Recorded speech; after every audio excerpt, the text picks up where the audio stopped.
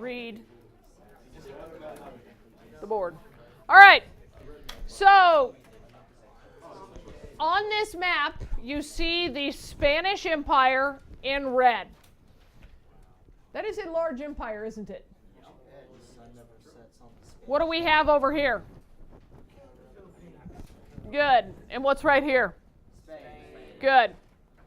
And part of southern Italy, most of southern Italy. Here we have the Spanish Netherlands, a little chunk of Austria. We have what is today Western Sahara. We have a little bit of what is Equatorial Guinea down in Africa. Everything but Brazil. And then all of Central America, the Caribbean, and a huge chunk of North America. I think because we're Americans, we tend to forget that the Spanish had so much of what is the United States today at one point. Because we think of the Louisiana Purchase, and we bought that all from Napoleon, right? We bought it from the French. So in this class, you're actually going to learn how Napoleon got that land to be able to sell to us, because it was Spanish for hundreds of years. He made as much money as he needed to make off of it. Okay, New Spain, Nueva España, right? Okay, life in New Spain. Here we have a viceroy. Wow, I thought I had that fixed. We have a viceroy. This guy's name is not important to you, but he's Juan Onate. He is one of the early viceroys appointed to govern Spain. The viceroy is appointed by whom? The king. The viceroy is the king's personal representative in the territory. If the king's not there to decide, the viceroy decides, and his word is as important as what the king says. Okay? The viceroy controls all trade in the colony. Okay? These colonies have a purpose in the Spanish Empire. They are here to harvest raw materials. What are some raw materials they might be harvesting? Silver, gold.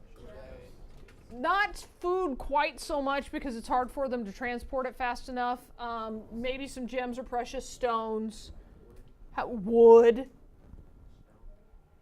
Fabrics or textile crops. Okay? Not yet. Okay? So they harvest those raw materials and they ship them back to Spain. What does Spain do with them? Spain takes the raw materials and converts them into finished goods.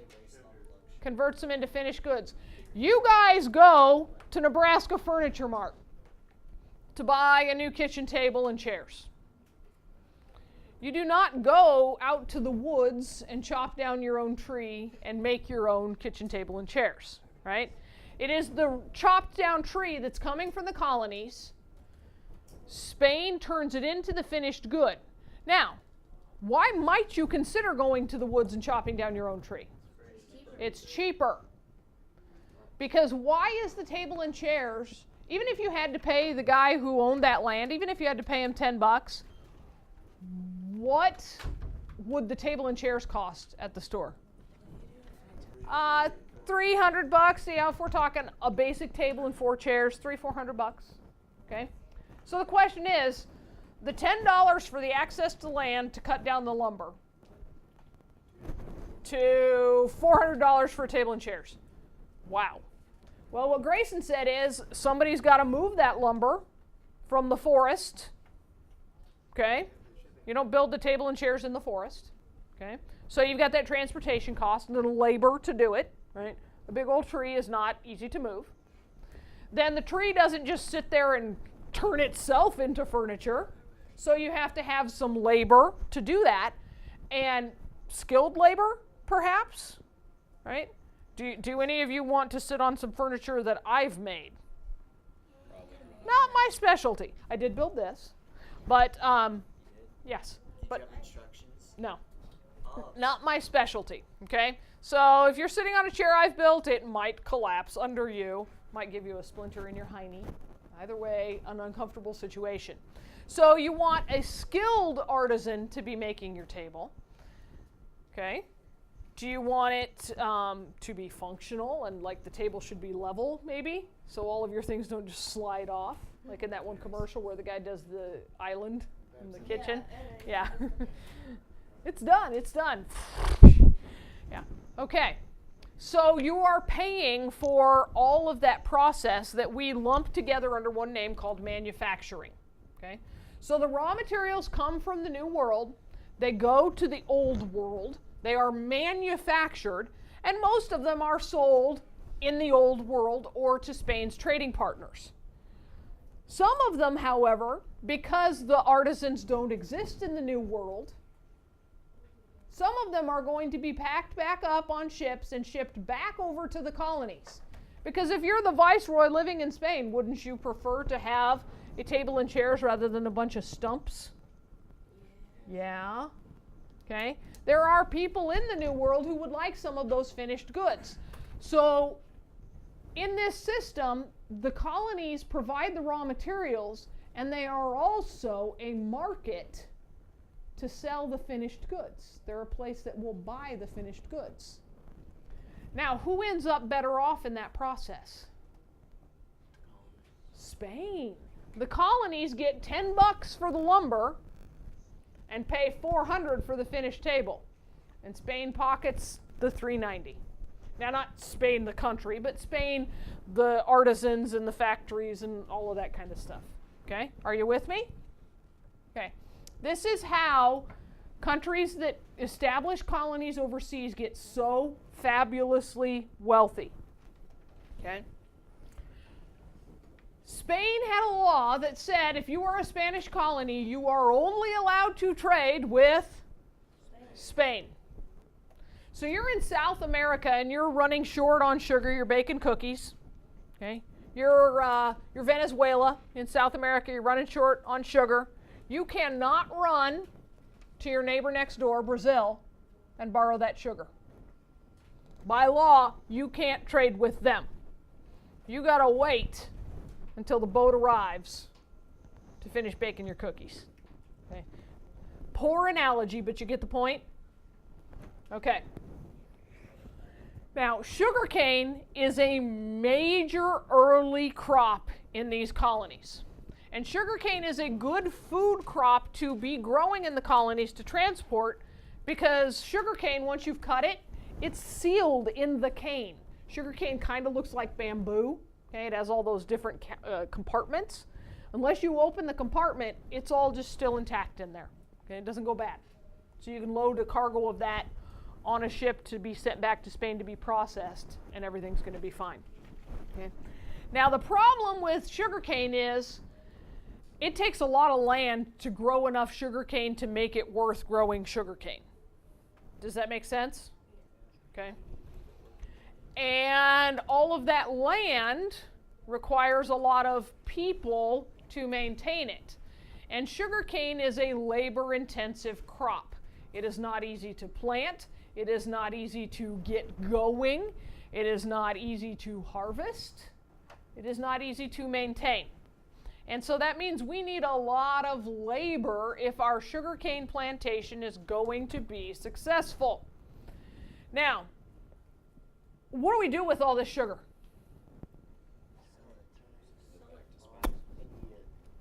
Well, at first they took it back to Spain, but then they figured out an entire shipload of sugar, when I get it back to Spain and get it turned into something useful, that was a waste of a ship's trip because the value of what I get out of that raw sugar cane isn't very much because sugar cane is bulky. Okay? Think of bamboo, okay? Basically, sugar cane's skinnier, but essentially, okay? How much good is there in that? You've got all of that reed on the outside, all that woody pulp on the outside. You're not going to get anything useful out of that. You only get it out of the middle that's good, right? If you ever bought something at the store and it takes you so long to cut through all of the packaging to get to this tiny little thing inside, you're like, oh, good grief, right? Sugarcane is kind of like that. You get through all of the stuff, all of the natural fibers and stuff to get down to the sugar, and you're like, wow, that was a whole lot for nothing. Okay? It's kind of like a coconut. Not the hairy part of the coconut. Have any of you ever seen an actual coconut before its outer husk is removed? Okay? That's a whole lot of work to get down to the hairy part of the coconut before you get to the good stuff. So what they figure out very quickly is they need to do the processing of the sugarcane in the colonies, because they take that sugar and they turn it into molasses, which is the basis for you guys for brown sugar, for syrups, corn syrups, and, well, not corn syrups, duh, but those kinds of things. Or you can ferment that processed sugar and turn it into rum.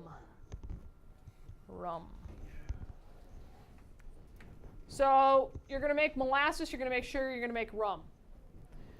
They figure out, let's process it in the colonies. But guess what that requires? More labor. More labor. Somebody's got to hack all of that sugar cane up, get all the good stuff out, squeeze it out, press it out, and then turn it into the rum and whatnot.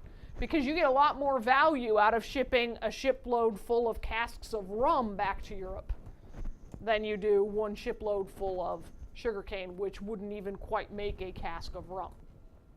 Okay? Does this make sense? Okay.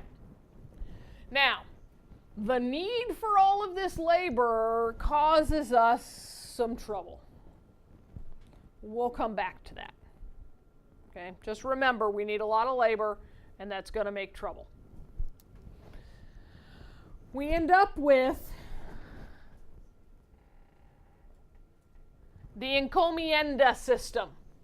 Now, who are these folks working in the fields here? This is, by the way, a contemporary drawing at the time.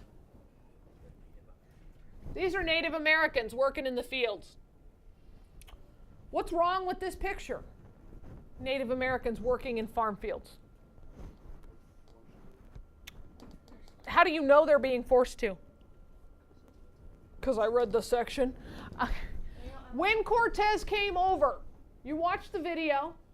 Did he describe seeing vast farm fields full of crops with Indians working away in the sun?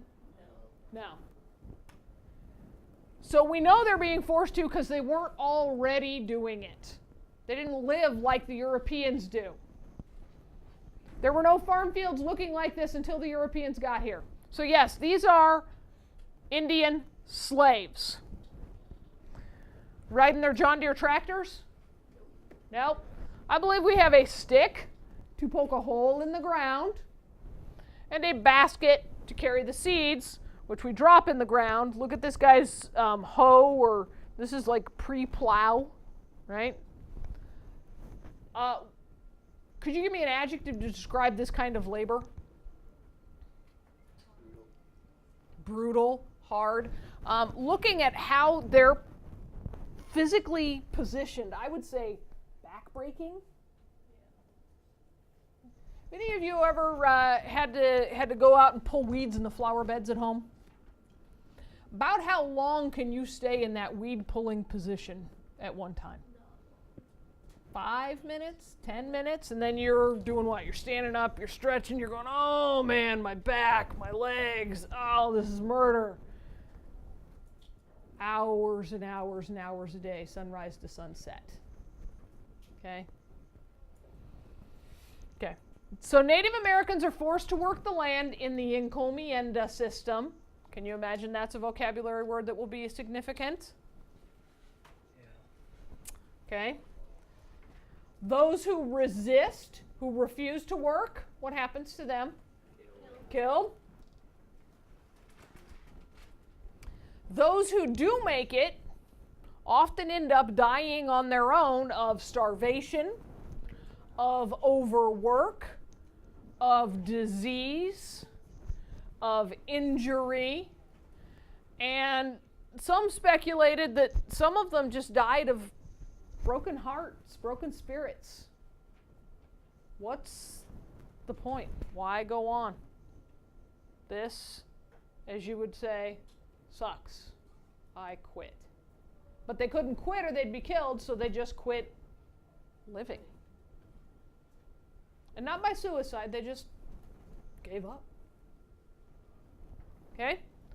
Well, that can't be. The Spanish need the labor. And what kept, because this isn't all that different from how the peasants in the Middle Ages lived in Europe, right? So what kept those peasants going? God! Well, the Spanish say, remember, there are 3 G's. Yeah. What was number 1? The Spanish say, well, we can take care of that. And they send missionaries. Yay. All we have to do is bring the natives to Jesus, and they will have the will to keep working, and all will be fine. And we won't have to feel so guilty about enslaving them because we know that they will be going to eternal salvation. It's kind of a win-win, right? Okay. You do need to know Bartolome de las Casas. This is an actual drawing of him. Yes, he is a nice guy. He speaks out against the encomienda system. He says this is harsh, this is unfair, it is abusive to these natives. They are not accustomed to this lifestyle, they aren't suited to it. They've not worked out in the sun, they've not worked out in the fields. This is too much change, this is too harsh. It needs to be done away with. We have to find another way to do this. So the government of Spain outlaws the enslavement of Native Americans because de las Casas spoke out. It doesn't enforce the law very well. So instead what happens is what happened in medieval Europe. The Native Americans are forced into virtual slavery by being asked to pay rents on their land, which they can't pay, and so, well, I'll lend you the money and then the interest on the debt, and are you with me? Okay. They get suckered. They get taken. Feudalism returns to the Americas. Kind of. Kind of. So de las Casas, recognizing that Spain outlawed the enslavement and recognizing that the letter of the law and the practice of the law are different things, says, okay, this still can't go on, and I know we have the labor problem. I have a solution. And he proposes labor from a different source. Bartolome de las Casas suggests the use of African slaves. A Spanish priest concerned about the welfare of Native Americans in the Spanish New World says we can't be enslaving them, we can't be forcing them into this labor. This is inhumane. Jesus does not approve. God would not want it this way.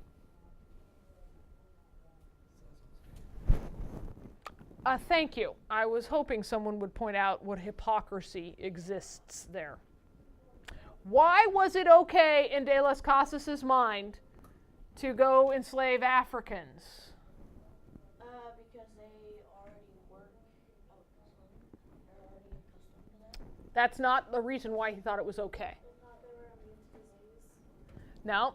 Those are benefits of using the African Americans, but that's not why de las Casas thought it would be okay. This is not an answer out of the book. You have to think. Sure? Because they're black. To some extent, Sherman's right. Racism is part of it. What else? Remember when we talked briefly about West Africa? What did I tell you was going on amongst the tribes of West Africa already? What religion did they practice? Islam. They're Muslim. These African tribes in West Africa are Muslim. Is that a strike against them in de las Casas' mind? Infidels, right? They're not Christians. So, who cares? Plus, in the Islamic religion, it was very, very common when you warred with an enemy to take prisoners and do what with them? Enslave them. Okay. 1, they're Muslims. 2, they're already slaves. What difference does it make to us whether they're working over there or working over here for us? See how that works? Okay. It's not necessarily about them being black. It's about them being Muslim and already being slaves. Once they're over here in the New World, then they figure out all the other benefits to having African slaves as labor sources. But we'll talk about some of that stuff in section 4. Okay? What you're looking at here is a graph or a map of the triangular trade. And yes, I recognize that it's not a very good triangle and there are additional triangles within it. But the big things you need to know: slaves come from Africa to the Caribbean.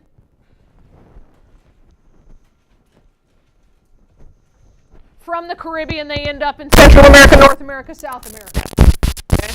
The reason they take this route is that's how prevailing winds go. It's a fast way to sail.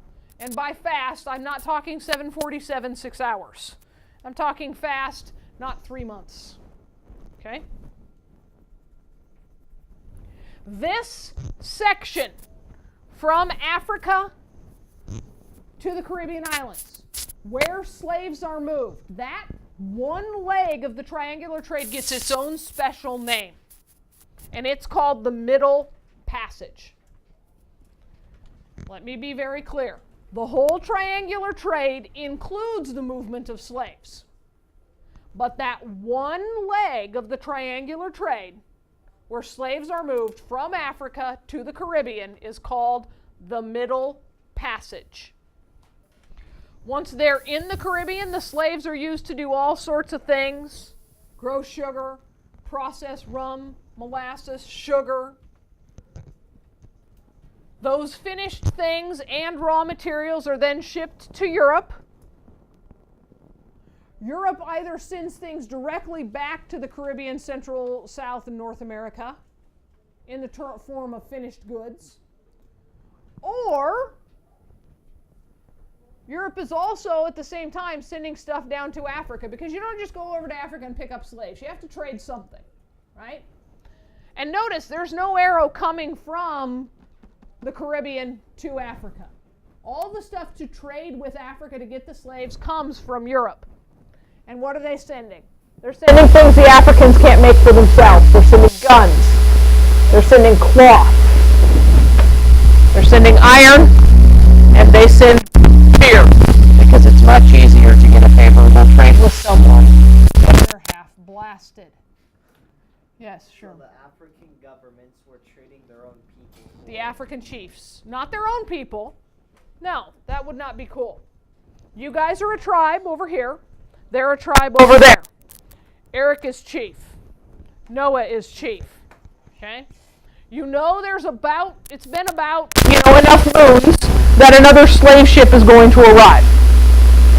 And you want more goodies for your people. So what do?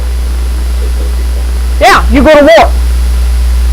So Chief Eric's tribe and Chief Noah's tribe will go to war. Whichever tribe comes out victorious ends up with prisoners from the other tribe, whom they sell to the slavers and get themselves guns. And then you use the guns to go to war with the tribe next door in the next room and get even more prisoners to trade with the next slave ship, right? You don't even pick on Noah's tribe anymore. They're so weak and depopulated, and they didn't get any guns because they didn't have any slaves to trade. You don't even worry about them. Okay? See how this goes? The strong prey on the weak. And the slaves are worth money, right? While the Europeans aren't bringing dollar bills down here or euros down, they're bringing things that are worth money, right? And money always equals power. Money always equals power. If I have guns and iron, boom. And that's not true. Communists need money too. Okay. Lovely stuff so far, huh? You feel uplifted about humanity right now? Yeah. Mankind rocks. Okay, now, the social structure in the New World prior to the arrival of the Europeans was emperor, priests, everybody else. Right?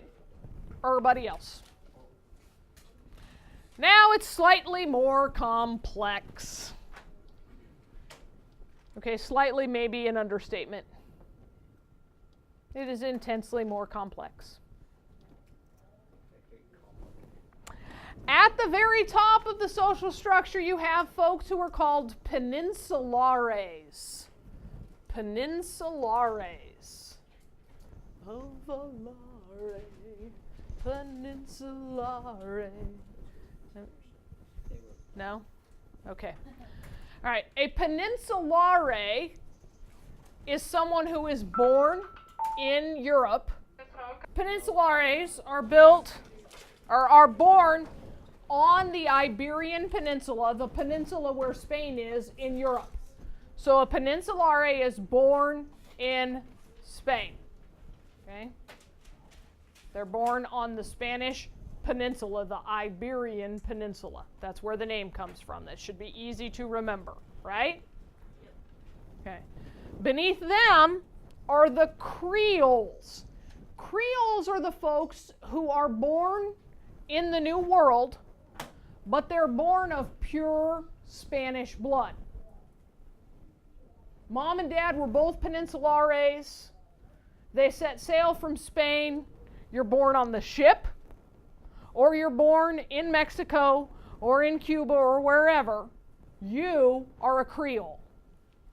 Yes? Were there still Creoles if, like, their parents were both? If the parents are both Creoles, then the child is still a Creole. Okay? If you're not born in Europe, you're a Creole if you're 100% Spanish. Yes? Okay. Now, remember in the video it talked about one of Cortez's ways of controlling the people was by intermingling with them, right? Wink, wink, nudge, nudge. Okay. So what you have here, a mestizo, is Indian blood mixed with anything above it, either Creole or Peninsulare. Okay? If a Peninsulare man comes over and takes an Indian mistress and they have children, those children are mestizo. They are part Spanish and part Indian. Doesn't matter how much, percentage-wise, okay? Doesn't matter whether dad or mom is the Peninsulare or Creole, though it would most often be the Spanish man and a native woman. The Spanish woman would not be mingling with the native man, okay? Then a mulatto is the same mixing, but with an African. And then at the very bottom you have African slaves and natives. Now let me ask you a question. Why are Africans ranked above natives?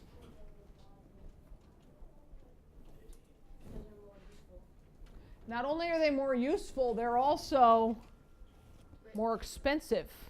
They're more expensive. I had to pay to get my African slaves here. So I value them more highly. If Spanish people are like racist against the Africans, why are they having kids with them? Why are they having kids with them if they're racist against them? Well, you don't want them to be your equal. And this is hypocrisy that exists throughout society and throughout history. Society and polite society are one thing. Sex is very often entirely another. Exotic is exciting. Strange is exciting. Just because I don't want you sitting down next to me at the dinner table doesn't mean I don't find you appealing in some way. Does that answer your question? People are twisted. Autumn. If an African and a native had a baby, would it be ranked higher or lower? It would. You always go to the lowest common denominator.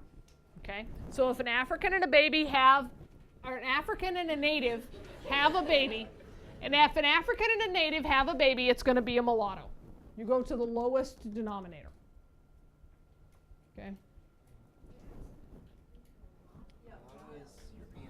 like, does it be an African? Any African is going to make you mulatto. How to be a native? It doesn't have to be.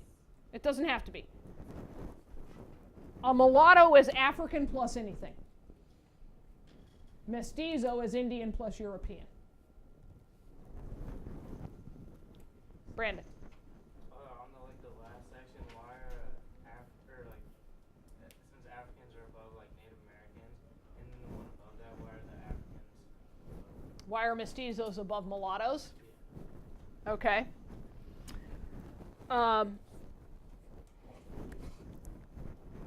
Racism is hard to explain. Being not racist at all, okay, just proving a point. In here, look around at your classmates, and you find someone for me who might have African heritage.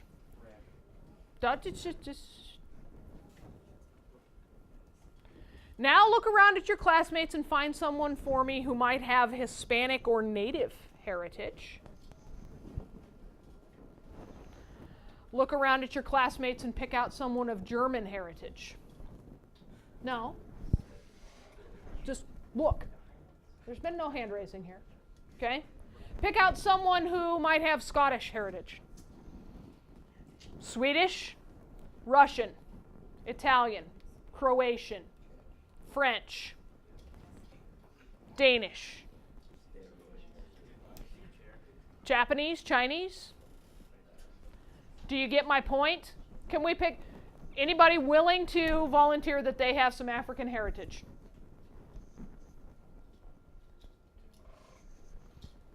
Anybody willing to volunteer that they have some Hispanic heritage? Okay. Anybody willing to volunteer that they have some Native heritage? Okay. Now, how many of you would have been right about Stephen having some Hispanic heritage? How many of you would have been right about Autumn having some Native heritage? How many of you think you've probably got someone with African heritage pegged? Isaiah? Do you? Okay. Our eyes sometimes deceive, but visible physical differences are the easiest to use to discriminate, right? You pick on someone for being tall. You pick on them for being short. You pick on them for being fat. Being tall is a good Right? thing. Okay? You pick on them for being black. It is hard after a while to discriminate between Spaniards who often came with darker hair and darker skin because of the fact that the Arabs had been in Spain for so long and had intermingled. Okay? In southern Spain, Morgan would look perfectly normal walking the streets. Little darker skin tone, dark hair, dark eyes, would not blink an eye. Take her to Denmark, where most everyone's going to look like Brandon and Autumn and Andrew, and Morgan's going to stand out, right? Morgan in the New World is going to pass more easily. If she is a mestizo, she's going to pass more easily as potentially a Creole. But once you mix in the African blood, you're too easy to peg as being different. And so that's why mestizos float higher than mulattoes here. Okay? Plus, Africans are clear at the bottom, right?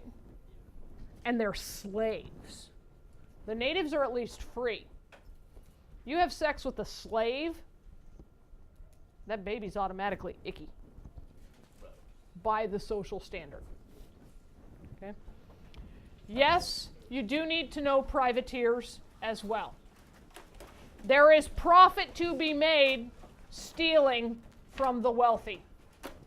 And other nations would employ pirates to go steal from the Spanish and those treasure ships.